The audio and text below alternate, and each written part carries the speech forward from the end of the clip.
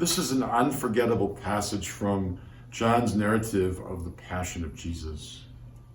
It's chapter 19, verse 31.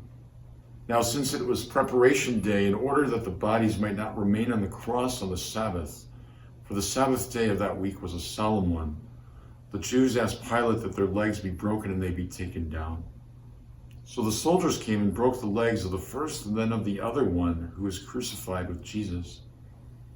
But when they came to Jesus and saw that he was already dead, they did not break his legs.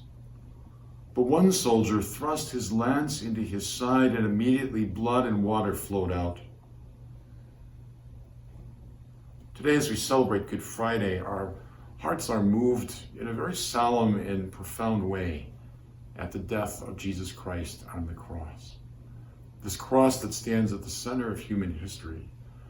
This cross that extends its arms to embrace the entire world. The world stops today to remember in a prayerful pause of gratitude and of praise, and indeed of sorrow. Sorrow for the Lord's sufferings.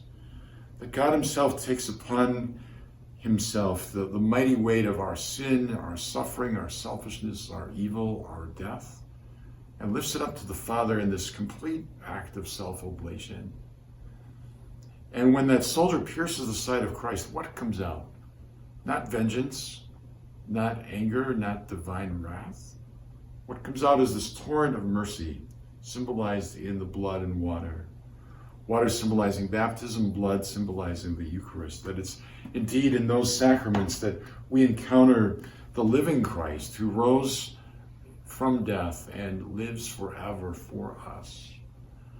As we meditate on the Passion today, as we approach the crucifix, our hearts are moved and we call to our minds the beautiful truth that the saints could never ponder the crucifix without being moved to tears. Those holy tears, tears of compunction, tears of compassion, tears of realization, knowing that the enormity of God's love for us takes the shape of this crucifix, and that the Lord continues to suffer with us until the end of time, of the consolation of that solidarity in suffering which leads to resurrection.